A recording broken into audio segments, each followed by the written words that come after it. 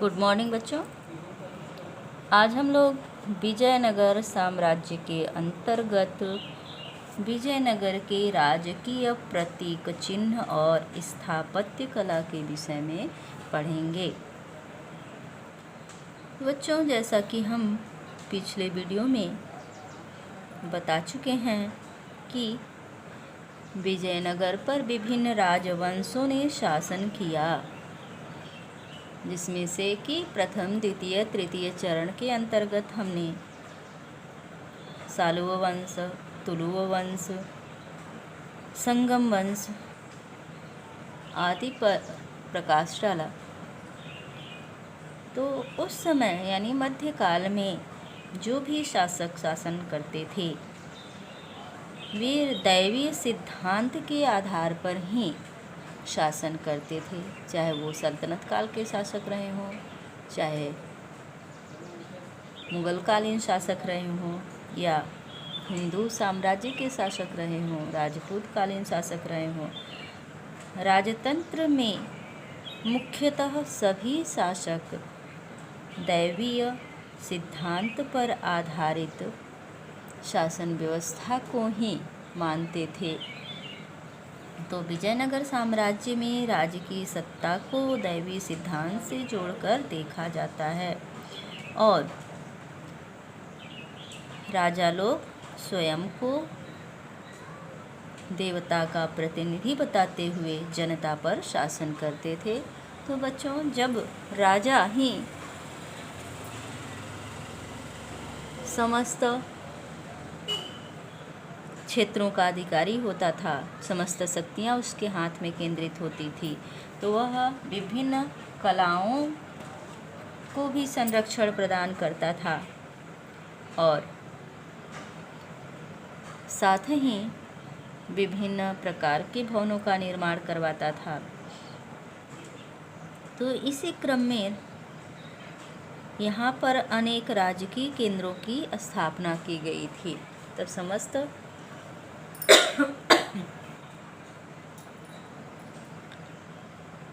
राजाओं द्वारा, चाहे वो किसी वंश के शासक हों, किसी क्षेत्र के हों, सबके द्वारा क्या किया जाता था, कुछ भवनों का निर्माण करवाया जाता था। तो यहाँ के शासकों द्वारा भी कुछ राजकीय भवनों की स्थापना की गई थी। इसमें सुदृढ़ राजनीतिक सत्ता की पहचान होती थी। क्या क्या बनवाया गया था? किलेबंदी की गई थी, राजा का भवन बनवाया गया था, सभा मंडप बनवाया गया था, महानवमी डिब्बा बनवाया गया था, राय गोपुरम, लोटस महल, हजार राम मंदिर आदि जो हैं यहाँ के राजाओं द्वारा निर्मित भवन हैं, जिस पर हम आगे प्रकाश डाल रहे हैं। तो बच्चों, जैसा कि आप सभी जानते हैं, आप सभी ने विभिन्न भवनों के विषय में पढ़ा है कि इसका निर्माण इस शासक द्वारा करवाया गया, इस उद्देश्य से करवाया गया। और यह भी आप लोगों ने पढ़ा होगा, छोटे क्लास में भी पढ़ा होगा कि सर्वप्रथम साम्राज्य स्थापित करने के पश्चात कोई शासक अपने साम्राज्य को मजबूती प्रदान करने के लिए, सुरक्षित रखने के लिए उस समय क्या करते थे? किलेबंदी की जाती थी। यानी कि साम्राज्य के चारों तरफ क्या किया जाता था? घेरेबंदी कर दी जाती थी। तो केवल विजयनगर के शासकों द्वारा ही नहीं, उस समय के मध्यकालीन समस्त शासकों द्वारा अपने साम्राज्य की किलेबंदी करवाई जाती थी और यह सुरक्षा के लिए अति महत्वपूर्ण होता था। अब हम किलेबंदी के विषय में पढ़ेंगे, समझेंगे कि किलेबंदी का तात्पर्य क्या होता है। तो विजयनगर शहर चारों ओर से दीवारों से घिरा हुआ था, यानी कि चारदीवारी जो है विजयनगर के चारों तरफ क्या थी? चारदीवारी बनाई गई थी। और इसका वर्णन किसने किया? अब्दुल रज्जाक। अब्दुल रज्जाक कौन था? समरकंद से आने वाला यात्री था जिसने अपने यात्रा वृत्तांत में विजयनगर साम्राज्य का वर्णन किया है। और अब्दुल रज्जाक 1440 ईस्वी में देवराय द्वितीय के काल में विजयनगर आया था और उसने इस राज्य की किलेबंदी की बहुत प्रशंसा की है। अर्थात उसको विजयनगर की किलेबंदी अति उत्तम लगी और उसने खुले कंठ से मुक्त कंठ से अब्दुल रज्जाक द्वारा किलेबंदी की प्रशंसा की गई। वह दुर्गों की 7 पंक्तियों का उल्लेख करता है। दुर्ग यानी किले की 7 पंक्तियों का उल्लेख करता है। कौन बच्चों? अब्दुल रज्जाक। और किलेबंदी की सर्वाधिक महत्वपूर्ण बात यह थी कि इसमें खेतों को भी घेर लिया गया था। यह उस समय के तत्कालीन साम्राज्यों के विपरीत था। अन्य साम्राज्यों में केवल आवासीय भवन, प्रशासनिक भवन ही आते थे किलेबंदी के अंतर्गत, लेकिन यहाँ पर खेतों को भी किलेबंदी के अंदर ले लिया गया था। तो बच्चों, किलेबंदी के क्या उद्देश्य थे, ऐसा क्यों किया गया था, इस पर हम निम्न प्रकार से अध्ययन कर सकते हैं कि किलेबंदी निम्नलिखित उद्देश्यों से प्रेरित होकर के की गई थी। कौन से उद्देश्य को लेकर के किया गया था? संपूर्ण कृषि व्यवस्था को सुरक्षित करने के लिए। जैसा कि आप सभी जानते हैं, आप सभी ने विभिन्न युद्धों के विषय में पढ़ा होगा कि युद्ध के समय जब दूसरे पक्ष की सेना हार जाती है तो क्या करती है? खेतों में आग लगा देती है। या जैसा कि आपने द्वितीय विश्व युद्ध के दौरान पढ़ा होगा या रूस की क्रांति के दौरान पढ़ा होगा कि जब रूसी सेना हारने लगी तो स्वतः अपने ही सेना द्वारा अपने खेतों को बर्बाद कर दिया गया, अपने कृषि को बर्बाद कर दिया गया। और सैनिकों ने ऐसा क्यों किया? क्योंकि सैनिकों के लिए, यानी कि दूसरे देशों के सैनिकों के लिए अगर उस क्षेत्र में रसद सामग्री आसानी से उपलब्ध हो जाएगी तो विदेशी सेना जल्दी उस क्षेत्र से नहीं हटेगी। किंतु अगर रसद सामग्री की आपूर्ति नहीं हो पाएगी तो विदेशी सेना भी वापस, यानी जीती हुई सेना भी वापस चली जाएगी। तो इसलिए क्या होता था कि जीतने वाली सेना द्वारा हारने वाली सेना द्वारा अक्सर खेतों को बर्बाद कर दिया जाता था। तो यहाँ संपूर्ण कृषि व्यवस्था को सुरक्षित करने के लिए, यानी कि युद्धों के समय कृषि बर्बाद न हो, तो कृषि को सुरक्षित करने के लिए घेरेबंदी के अंदर कृषि क्षेत्र को ले लिया गया, यानी कि किलेबंदी के अंदर कृषि क्षेत्र को भी शामिल कर लिया गया ताकि युद्ध आदि के समय अन्नाभाव न हो। जैसा कि आपने पढ़ा होगा बच्चों कि अन्नाभाव के ही कारण रूस में क्रांति हुई थी। रूस ही नहीं, विभिन्न देशों में क्रांतियों का कारण अन्नाभाव ही रहा।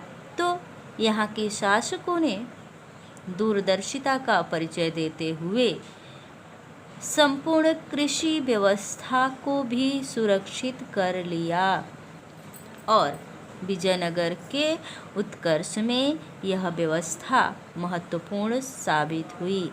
दूसरा उद्देश्य क्या था? युद्धकालीन परिस्थितियों में सेना की खाद्य आपूर्ति के लिए। जैसा कि अभी हमने बताया कि युद्धकाल में क्या होता था कि अक्सर सेना की रसद सामग्री उपलब्ध नहीं हो पाती थी, रसद सामग्री को काट दिया जाता था और सेना को सरेंडर करना पड़ता था, यानी आत्मसमर्पण करना पड़ता था। तो युद्धकालीन परिस्थितियों में सेना की खाद्यान्न की आपूर्ति निरंतर बना रहे, इसलिए भी यह व्यवस्था की गई थी। कौन सी व्यवस्था बच्चों? नगर के किलेबंदी की व्यवस्था। और अगला क्या है कि नगरीय केंद्रों के आंतरिक भाग को आवरण प्रदान करने के लिए, आवरण मीन्स क्या होता है? पर्दा। तो पर्दे से क्या होता है? जब आप पर्दा दरवाजे पर टांग देते हो तो उससे क्या होता है? घर की कोई भी वस्तु बाहर से दिखाई नहीं पड़ती है जब तक कि पर्दा न उठे। तो साथ ही क्या होता है कि अंदर सफाई भी रहती है, अंदर का वातावरण स्वच्छ रहता है। तो इस तरह से नगरीय केंद्रों के आंतरिक भाग को स्वच्छ रखने के लिए किलेबंदी द्वारा क्या कर दिया गया था? आवरण प्रदान कर दिया गया था, आवरण प्रदान कर दिया गया था। अगला, शासकीय एवं महत्वपूर्ण इमारतों की सुरक्षा के लिए किलेबंदी का मुख्य उद्देश्य अन्य साम्राज्यों में यही होता था, शासकीय भवनों और इमारतों की सुरक्षा। तो यह महत्वपूर्ण बिंदु होता था। इसी शासकीय इमारतों की सुरक्षा के लिए ही विभिन्न साम्राज्यों में किलेबंदी कराई जाती थी। तो यहाँ भी किलेबंदी का मुख्य उद्देश्य क्या था? शासकीय एवं महत्वपूर्ण इमारतों की सुरक्षा। अगला, डोमिंगो पेस जो कि पुर्तगीज यात्री था, यानी पुर्तगाल का यात्री था, भी इसी तरह की प्रशंसा दुर्ग के संदर्भ में किया है। उसने क्या लिखा है कि किले का निर्माण पहाड़ियों को जोड़ते हुए शुंडाकार किया गया था और किलेबंदी या किलेबंद बस्ती में जाने के लिए बने प्रवेश द्वार पर बनी मेहराब और साथ ही द्वार के ऊपर बना गुंबद क्या क्या बना रहता था? द्वार पर मेहराब और द्वार के ऊपर बना गुंबद तुर्की सुल्तान द्वारा स्थापित स्थापत्य कला के तर्क माने जाते हैं। अर्थात यहाँ की स्थापत्य कला जो थी वह तुर्की स्थापत्य कला से प्रभावित थी। प्रवेश द्वार, सड़कें तथा पहाड़ी घाटियों से लेकर शहर के अन्य भागों तक जाती थीं और प्रवेश द्वार से निकली सड़क के दोनों ओर बाजार लगते थे। कला के इतिहासकार इस शैली को इंडो इस्लामिक कहते हैं। तब कि यहाँ जो सड़कें बनाई गई थीं उसके दोनों ओर क्या लगते थे? बाजार लगते थे और सड़कों के किनारे पर बाजार लगने की व्यवस्था जो है इंडो इस्लामिक व्यवस्था के नाम से जानी जाती है। यानी कि हिंदू शासक भी किस कला से प्रभावित थे? तुर्की कला से प्रभावित थे। तुर्की स्थापत्य कला से प्रभावित होकर के ही विजयनगर के हिंदू शासकों ने सड़कों के दोनों किनारों पर बाजारों की व्यवस्था की थी। अगला टॉपिक हमारा है राजकीय भवन या केंद्र।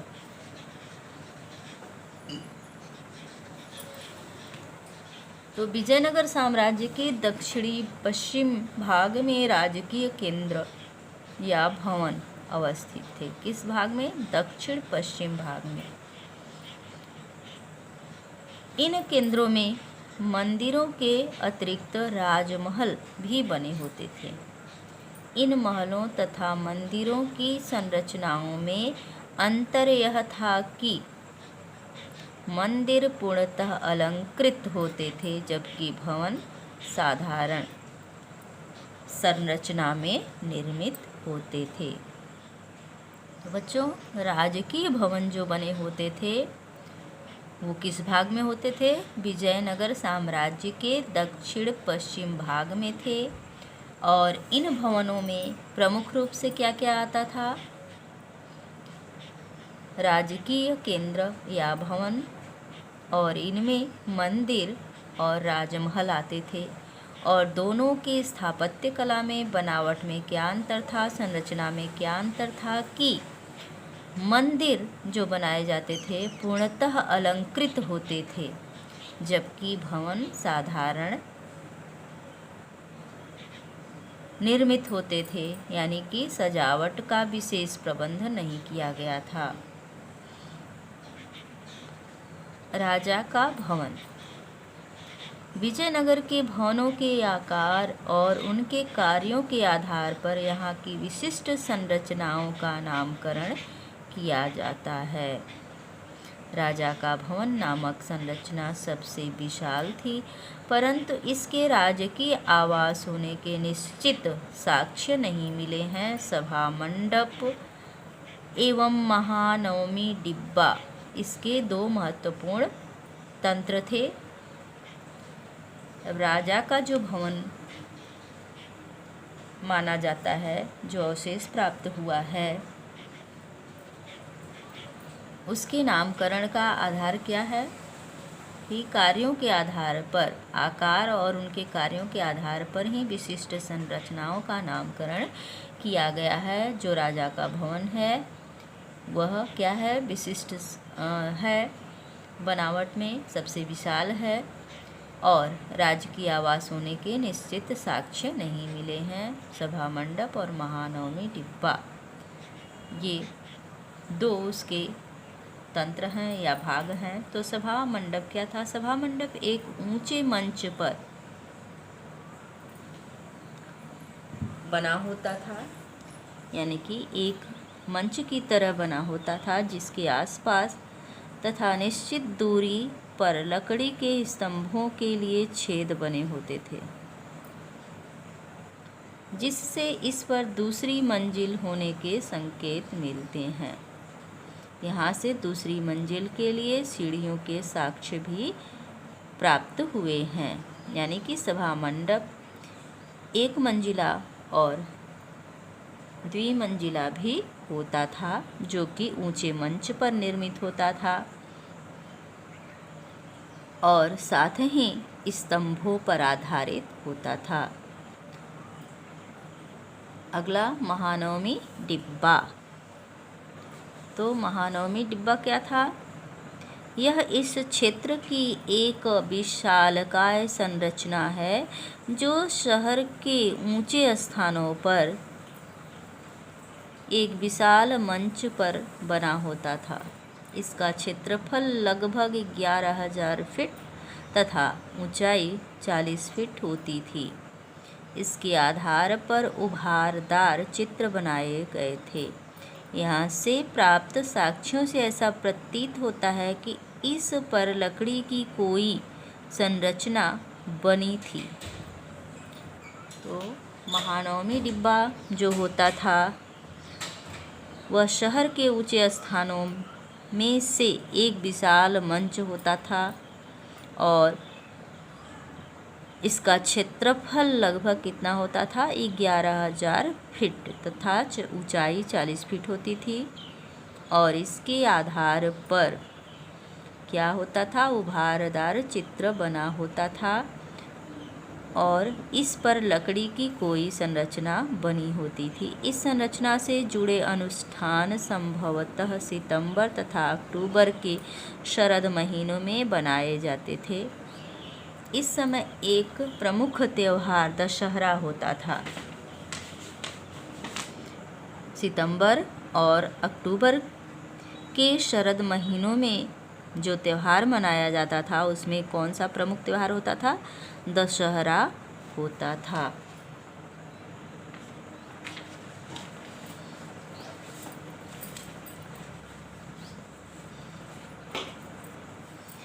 दशहरे के 9वें दिन रामनवमी में विशेष अनुष्ठान किए जाते थे, जैसे मूर्ति की पूजा, राज्य के अश्व की पूजा तथा भैंसों और अन्य जानवरों की बलि दी जाती थी। नृत्य, कुश्ती प्रतिस्पर्धा, सैनिकों की शोभा यात्रा अन्य प्रमुख आकर्षण थे। यानी कि नवमी के दिन, रामनवमी के दिन क्या होता था कि जो ऊंची संरचना होती थी वहाँ पर एक अनुष्ठान किया जाता था जिसमें मूर्ति पूजा की जाती थी दशहरे के दिन, और राज्य के अश्व की पूजा की जाती थी, भैंसों की पूजा की जाती थी, बलि चढ़ाई जाती थी, विभिन्न प्रकार के खेलों का आयोजन किया जाता था, शोभा यात्रा निकाली जाती थी। उस भवन को ही क्या कहते हैं? महानवमी डिब्बा, क्योंकि एक डिब्बे की तरह ही इस भवन का निर्माण किया गया था। यानी कि ऊंचाई पर मंच बना होता था और दूसरा तल जो होता था वह बांस के बम्बू के सहारे ऊपर बनाया जाता था, जैसा कि अवशेष प्राप्त हुआ है, तो इसे महानवमी डिब्बा कहा गया। अगला है राय गोपुरम। ये राज्य की सत्ता की पहचान के रूप में बनाई गई थी। कौन सी चीज़? राय गोपुरम राज्य की सत्ता की पहचान के रूप में बनाई गई इमारत है। राज्य की प्रवेश द्वार बहुत बड़े एवं स्थापत्य की दृष्टि से अधिक आकर्षक थे। इसके निर्माण से संबंधित कुछ महत्वपूर्ण तथ्य इस प्रकार हैं। रायपुरम क्या था? प्रवेश द्वार था और यह अधिक आकर्षक होता था, और इसकी विशेषता इस प्रकार है कि इनके निर्माण द्वारा शासक अपनी शक्ति का प्रदर्शन करता था। इनके द्वारा शासक अपने साधन, तकनीकी कौशल का प्रदर्शन करता था तथा लंबी दूरी से मंदिरों की पहचान के रूप में संकेत दिया जाता था। तो दूर से ही देखने पर पता चल जाता था कि कौन सा मंदिर है। दरवाजे इस तरह से आकर्षक बनाए जाते थे। गोपुरम मीन्स दरवाजे, जो कि राजकीय सत्ता के पहचान के स्वरूप थे और ये आकर्षक होते थे। इन दरवाज़ों के द्वारा ही शासकों के शक्ति का प्रदर्शन प्रदर्शित होता था। साथ ही ये तकनीकी कौशल के भी प्रदर्शन होते थे और दूर से ही देखने पर यह पता चल जाता था कि कौन से मंदिर का दरवाज़ा है। तो गोपुरम मीन्स क्या होता है? दरवाज़ा, प्रवेश द्वार। लोटस महल राजकीय क्षेत्र के सर्वाधिक सुंदर महलों में लोटस महल था। लोटस यानी कमल। इसको यह नाम अंग्रेजों ने 19वीं शताब्दी में दिया था, परंतु भवन के उपयोग को लेकर इतिहासकारों में मतभेद है कि इस भवन का प्रयोग किस कार्य के लिए किया जाता था। मैकेंजी के अनुसार यह परिषदीय भवन था, जहाँ पर राजा परामर्शदाताओं से मिलता था। इसके अतिरिक्त हजार राम मंदिर राज्य के केंद्र में स्थापित था। कहाँ स्थापित था? राज्य के केंद्र में, जहाँ केवल राजा और उसके परिवार के लोग धार्मिक अनुष्ठान के लिए जाते थे। यहाँ मंदिर की आंतरिक दीवारों पर रामायण से संबंधित अंशों को उत्कीर्ण कराया गया था। यानी कि रामायण के अंश मंदिर के दीवारों पर खोद करके उत्कीर्ण कराए गए थे। तो ये विभिन्न प्रकार के राजकीय भवन विजयनगर साम्राज्य में बनवाए गए थे, विजयनगर के शासकों द्वारा निर्मित कराए गए थे। कौन कौन से थे? राजा का महल था, जिसमें महानवमी डिब्बा, सभा मंडप, राय गोपुरम, लोटस महल और हजार मंदिर प्रमुख हैं। अगला टॉपिक है विजयनगर का शहरी जीवन। क्या है? विजयनगर का शहरी जीवन। तो समकालीन प्रसिद्ध शहरों में से विजयनगर की राजधानी अपनी विशिष्ट भौगोलिक रूपरेखा तथा स्थापत्य शैली के लिए प्रसिद्ध थी। डोमिंगो पेस नामक यात्री ने इसकी सुंदरता की समानता किससे की है? रोम से की है। यूरोप से आने वाला यात्री डोमिंगो पेस जो था, उसने विजयनगर शहर की तुलना रोम से की है। किस आधार पर की है? सुंदरता के आधार पर। और विजयनगर शहर के उत्तर पूर्वी कोने से परिष्कृत चीनी मिट्टी की वस्तुएं मिली हैं, जिससे यह प्रतीत होता है कि यह अमीर व्यापारियों का निवास स्थान था। कौन सा क्षेत्र? विजयनगर का उत्तर पूर्वी कोना जो था, वहाँ पर किसका निवास स्थान होता था? अमीर लोगों का निवास स्थान होता था। यहाँ मुस्लिम रिहायशी लोग भी रहते थे। इसकी पुष्टि इन शहरों में मकबरों और मस्जिदों की उपस्थिति से होती है। तो विजयनगर साम्राज्य में मुस्लिम और हिंदू अमीर भी रहते थे और इनका निवास स्थान उत्तर पूर्वी कोने में होता था। इन मकबरों व मस्जिदों की स्थापत्य कला हम्पी में मिले मंदिरों की स्थापत्य कला से प्रभावित थी। यानी कि तुर्की स्थापत्य कला भी हिंदू स्थापत्य कला से ठीक उसी प्रकार प्रभावित थी, जिस प्रकार की हिंदू स्थापत्य कला तुर्की स्थापत्य कला से प्रभावित थी। सामान्य लोगों के आवासों में अपेक्षाकृत कम पुरातात्विक साक्ष्य मिले हैं। 16वीं शताब्दी का पुर्तगाली यात्री बरबोसा इस संदर्भ में वर्णन करता है कि लोगों के अन्य आवास छप्पर के हैं, पर फिर भी सुदृढ़ और व्यवसाय के आधार पर अनेक खुले स्थानों वाली लंबी गलियों में व्यवस्थित हैं। तब लोगों के आवास कैसे होते थे? छप्पर यानी कच्चे होते थे, मिट्टी और घास फूस से बने होते थे, किंतु सुदृढ़ थे और विस्तृत गलियों में, लंबी गलियों में व्यवस्थित थे। इन शहरों में निवास करने वाले विविध समुदायों के अनेक मंदिर थे। कुएं, बरसात के पानी वाले जलाशय, मंदिरों के जलाशय आदि सामान्य नगर के लोगों के लिए जल के स्रोत थे। जल के स्रोत कौन कौन से थे? कुआं था, बरसात का पानी वाला जलाशय था, मंदिर के जलाशय थे। ये जो है जल के स्रोत थे। और एक परियोजना के अंतर्गत विजयनगर शहर का मानचित्रीकरण कर इसका वर्गीकरण निम्न रूप से किया गया था। सर्वप्रथम संपूर्ण शहर को 25 भागों में विभाजित किया गया था।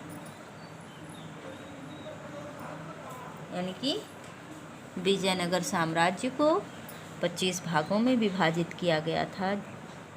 इन क्षेत्रों को विभिन्न उप क्षेत्रों में भी बांटा गया था। और किस आधार पर?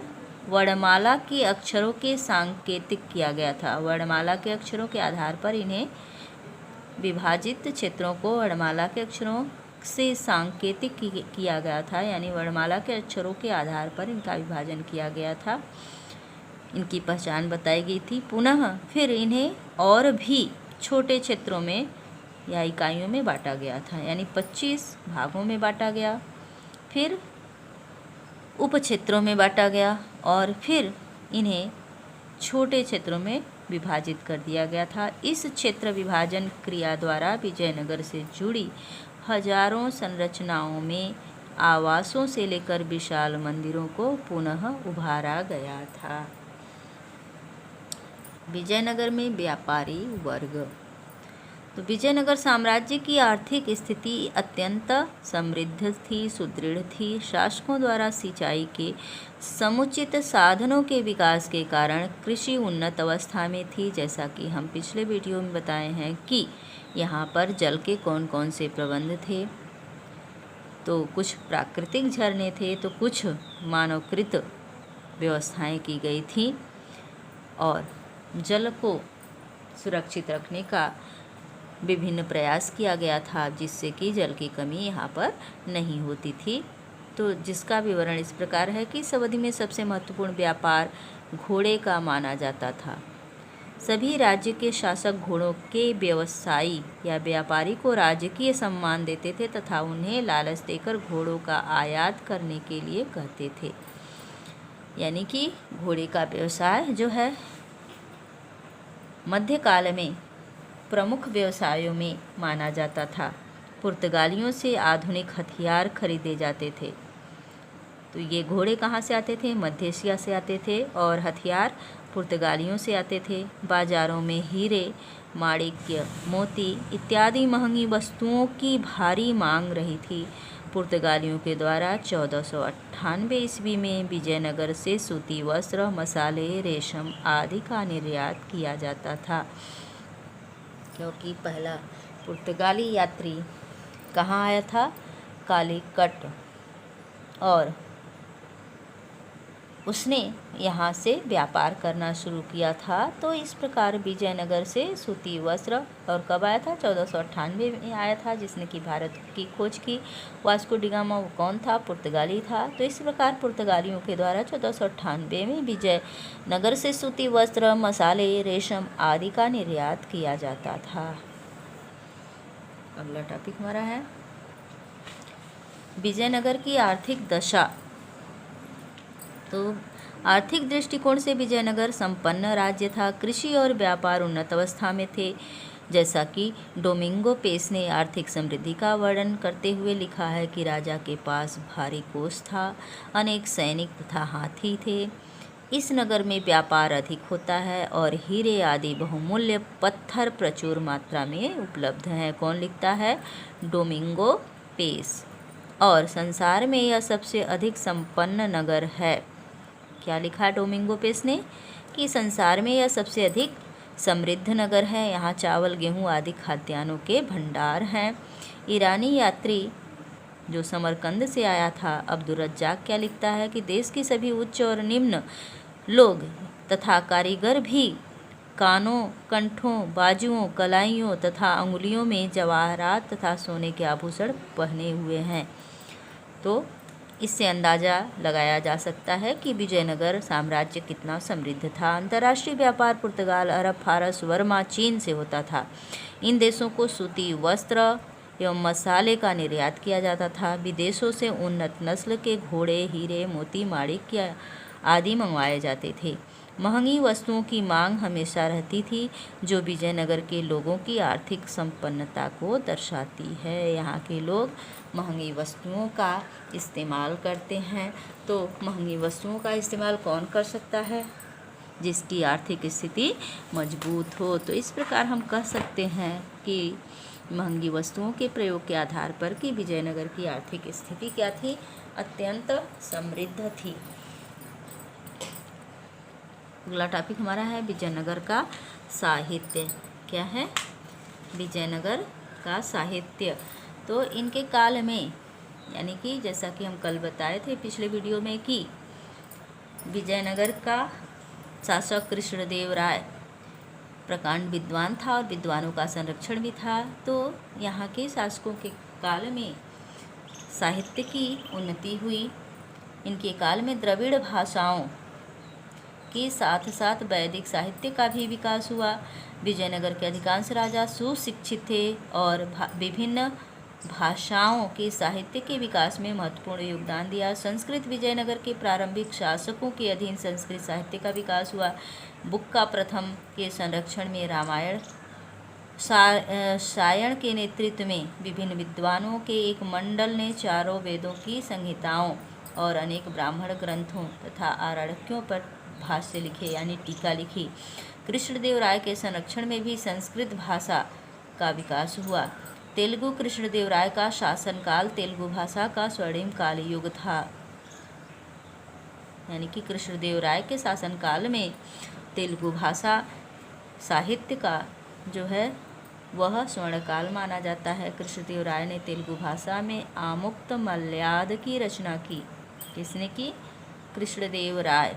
कौन सी रचना की? आमुक्त माल्यद की रचना की। कृष्णदेव राय के दरबार में 8 तेलुगु विद्वान थे जिन्होंने अष्टदिग्गज जिन्हें कहा जाता था और तेलुगु भाषा में महाभारत का अनुवाद किया।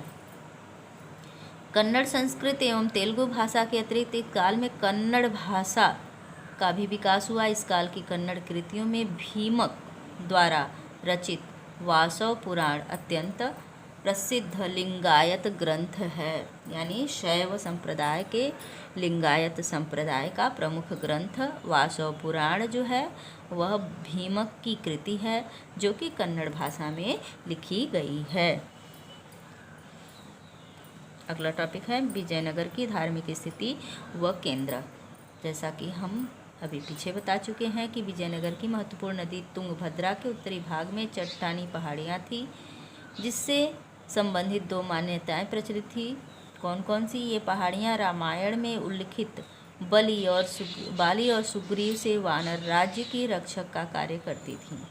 और दूसरी मान्यता क्या है कि स्थानीय मातृदेवी पंपा देवी ने इन पहाड़ियों पर विरूपाक्ष से विवाह करने के लिए तप किया था, जिसकी याद में आज भी विरूपाक्ष मंदिर में यह विवाह प्रत्येक वर्ष मनाया जाता है। यहाँ से जैन मंदिर के भी अवशेष मिले हैं। पल्लव, चालुक्य, होयसल तथा चोल शासकों की तरह विजयनगर के शासकों में मंदिर निर्माण की समृद्ध परंपरा चलती रही। मंदिरों का निर्माण देवताओं के साथ संबंध दर्शाने, शिक्षा के केंद्र के रूप में कार्य करने आदि के लिए किया जाता था। यानी केवल धार्मिक दृष्टि से नहीं बल्कि शैक्षिक दृष्टि से भी मंदिरों का विशेष महत्व था। इन मंदिरों के रखरखाव के लिए भूमि या अन्य संपदा दान में दी जाती थी। विजयनगर के शासक स्वयं को देवताओं के प्रतिनिधि के रूप में स्थापित करने के लिए धार्मिक उपाधि हिंदू सुततराणा जैसी उपाधि धारण ग्रहण करते थे। हिंदू सुततराणा अरबी शब्द सुल्तान का संस्कृत अनुवाद है, जिसका शाब्दिक अर्थ होता है हिंदू सुल्तान है। शासकों ने पूर्वकालिक धार्मिक परंपराओं को अपनाने के साथ साथ उसमें अनेक नवीन तत्व भी जोड़े थे। अब राजकीय प्रतिकृति मूर्तियों मंदिरों में स्थापित की जाने लगी। मंदिरों की महत्ता में इतना विस्तार हुआ कि मंदिरों की यात्राओं को महत्वपूर्ण राजकीय अवसर माना जाने लगा। राजा के साथ साथ नायक भी इन यात्राओं में शामिल होते थे और नायकों का विजयनगर साम्राज्य में विशेष स्थान था, विशेष महत्व था। इसलिए प्रजा भी अपने नायकों का, अपने शासकों का अनुसरण करने लगी। विरूपाक्ष मंदिर का निर्माण कार्य अनेक शताब्दियों में संपन्न हुआ। यहाँ का सबसे प्राचीन मंदिर 9वीं और 10वीं शताब्दी का है। कृष्णदेव राय ने राज्यारोहण के अवसर पर इस मंदिर में एक मंडप का निर्माण करवाया था और पूर्वी रायगोपुरम का निर्माण भी कृष्णदेव राय द्वारा करवाया गया था। स्तंभों पर सूक्ष्म उत्कीर्णन से इसे आकर्षक बनाया गया है। विजयनगर के शासकों द्वारा इस मंदिर को विशाल और आकर्षक रूप दिया गया। मंदिर में अनेक सभागार बने हैं जो अनेक धार्मिक गतिविधियों के केंद्र हैं। मंदिर के सभागार। विरूपाक्ष मंदिर के सभागार की विशेषता इस प्रकार है कि सभागार का प्रयोग विविध आनुष्ठानिक कार्यों के लिए होता था। इन सभागारों में कुछ सभागारों का प्रयोग देवताओं की मूर्तियाँ, संगीत, नृत्य और नाटकों के लिए विशेष कार्यक्रमों को देखने के लिए किया जाता था। देवी देवताओं के विवाह के उत्सव मनाने के लिए भी इन सभागारों का प्रयोग किया जाता था। इसके अतिरिक्त रथ गलियाँ तो मंदिर परिसर में बनी रथ गलियों की विशेषता इस प्रकार है। ये गलियां मंदिर के रायगोपुरम से सीधी रेखा में जाती थी। इन गलियों का फर्श जो होता था पत्थर के टुकड़ों से बनाया जाता था। सड़क के दोनों स्तंभ वाले मंडप थे जिनमें व्यापारी अपनी दुकानों को लगाते थे। यानी सड़क के दोनों किनारों पर क्या होता था, स्तंभ वाले मंडप बने होते थे जिस पर कि व्यापारी अपनी दुकानों को लगाते थे। और गलियां जो होती थी उनके फर्श पत्थर से बने होते थे। और रायगोपुरम यानी मंदिर का द्वार सीधी रेखा में होता था। दूसरा मंदिर है विट्ठल मंदिर। विट्ठल मंदिर विजयनगर का एक अद्वितीय मंदिर माना जाता है क्योंकि पहली बार रथ के आकार की संरचना में इस मंदिर का निर्माण हुआ। अर्थात विट्ठल मंदिर रथ आकृति में बना हुआ है। महाराष्ट्र में पूजे जाने वाले देवता विष्णु को यहाँ के मंदिर में विट्ठल देवता के रूप में स्थापित किया गया था। विष्णु के रूप में विट्ठल की पूजा कर्नाटक में प्रचलित थी। तब भगवान विष्णु का जो पूजन महाराष्ट्र में विष्णु के रूप में किया जाता था, वह दक्षिण भारत में किसके रूप में किया जाता था बच्चों? विट्ठल के रूप में किया जाता था, जो ईश्वर इंगित करता है कि विजयनगर शासक धार्मिक संस्कृति को साम्राज्यिक विस्तार संस्कृति का माध्यम भी बना रहे थे। और इस मंदिर की मुख्य विशेषता रथ के आकार के रूप में मंदिर का निर्माण होना था। साथ ही रथ गलियों को रायगोपुरम से जोड़ा गया था, यानी कि द्वार से जोड़ा गया था। रथ गलियों के दोनों ओर स्तंभ वाले मंडप होते थे जहां व्यापारी अपनी दुकान लगाते थे। जैसा कि हर मंदिर में देखा जाता है कि क्या होता है कि रास्ते बने होते हैं, सड़कें बनी होती हैं छोटी छोटी, और सड़कों के दोनों किनारों पर क्या होता है, छोटे छोटे मंडप बने होते हैं और व्यापारी उसमें अपनी दुकान लगाते हैं। तो इस प्रकार से यहाँ भी गलियाँ बनी होती थी और गलियों के दोनों ओर क्या होते थे, व्यापारी अपनी दुकान लगाते थे। इन्हीं सभी विशेषताओं के आधार पर यह कहा जा सकता है कि विजयनगर का विट्ठल मंदिर एक अनूठी कला से सुसज्जित मंदिर था, क्योंकि यह मंदिर पहली बार रथ आकृति में बनाया गया था। विजयनगर के मंदिरों की विशेषताएं क्या थी? मंदिर धार्मिक, सामाजिक, सांस्कृतिक तथा आर्थिक रूप से अधिक विकसित हुए थे और विशाल स्तर पर बनाए गए थे। और मंदिर शिक्षा के केंद्र होने के साथ साथ शासक वर्ग मंदिर के रखरखाव के लिए संपदा एवं भूमि दान देते थे। उस समय के मंदिरों की सबसे बड़ी विशेषता मंदिरों में बड़े बड़े रायगोपुरम की स्थापना। ये इतने विशाल होते थे कि मंदिर की मुख्य भाग भी इनसे छोटा हो जाता था। मंदिरों में मंडप का निर्माण एक अन्य विशेषता थी। स्तंभों वाले गलियों का निर्माण देवी देवताओं के मुख्य परिसर के चारों ओर किया जाता था। मंदिरों को राजकीय केंद्रों का स्थान प्राप्त था। तो मंदिर क्या होते थे? राजकीय केंद्र होते थे और भव्य बनाए जाते थे। इनके दरवाजे अत्यंत भव्य होते थे जिन्हें गोपुरम कहा जाता था। विजयनगर के मंदिर में स्थापत्य कला की विशिष्टता देखने को मिलती है। मंदिर निर्माण में ऊंची ऊंची मीनारें, मंडप, लंबे स्तंभ वाले गलियारों का प्रयोग किया जाता था। विशाल स्तर पर बनाई गई संरचनाएं राजकीय सत्ता व शक्ति की द्योतक थी, अर्थात मंदिरों के द्वारा किसी भी शासक की शक्ति और उसकी आर्थिक स्थिति का अंदाजा लगाया जा सकता था। विजयनगर साम्राज्य की वर्तमान प्रासंगिकता या महत्व, अर्थात वर्तमान में विजयनगर साम्राज्य की क्या महत्ता है? तो विजयनगर महत्ता की दृष्टि से क्या है कि विजयनगर की महत्ता का विश्लेषण करने के लिए विभिन्न स्रोतों जैसे मैकेंजी द्वारा किए गए आरंभिक सर्वेक्षणों, विदेशी यात्रियों के यात्रा वृत्तांतों और अभिलेखों का प्रयोग किया जाता है। 20वीं शताब्दी में भारतीय पुरातात्विक सर्वेक्षण तथा कर्नाटक पुरातात्विक संग्रहालय विभाग द्वारा इस स्थान को संरक्षण प्रदान किया गया और 1976 में हम्पी को राष्ट्रीय स्थल घोषित किया गया। 1980 के दशक में विजयनगर से प्राप्त भौतिक अवशेषों के गहन अध्ययन के लिए एक परियोजना शुरू की गई। इस परियोजना के अंतर्गत लगभग 20 वर्षों तक इस स्थान का सर्वेक्षण और संरक्षण किया जाता रहा। और विजयनगर साम्राज्य का पतन, तो बच्चों उत्थान और पतन प्रकृति का नियम है। किसी भी साम्राज्य का उत्थान के साथ ही उसका पतन होना निश्चित हो जाता है।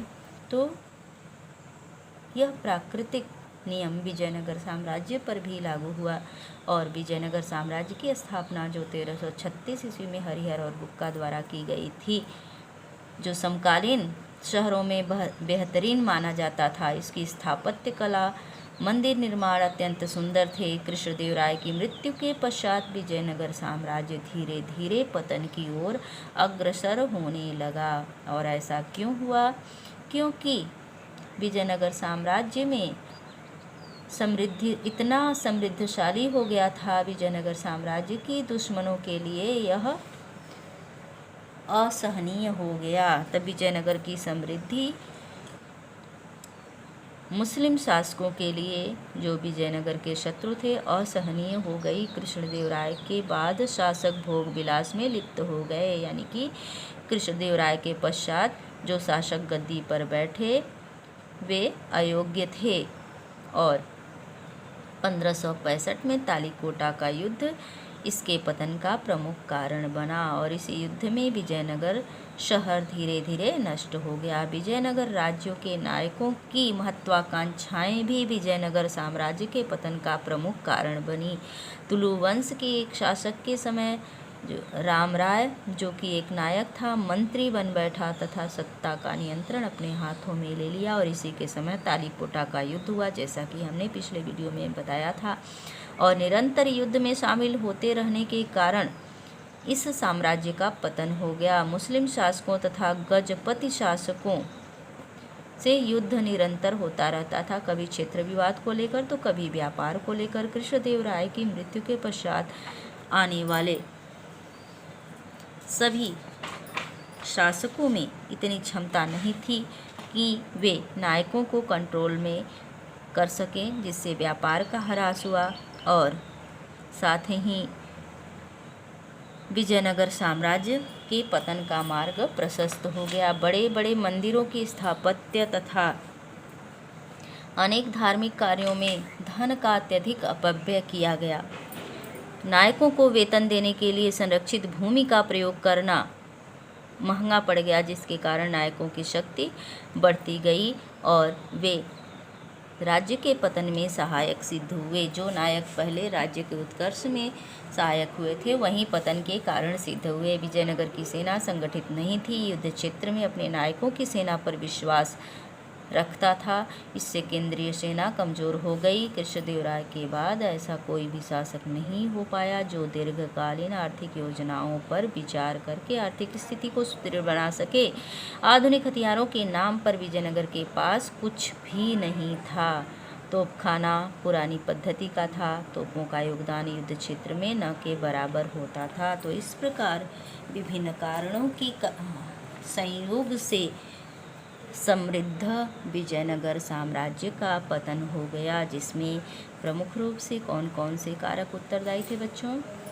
विजयनगर साम्राज्य की विशालता, समृद्धशाली साम्राज्य होना, कृष्णदेवराय के पश्चात अयोग्य उत्तराधिकारियों का गद्दी पर बैठना, निरंतर युद्धों में रत रहना और साथ ही नायकों की महत्वाकांक्षा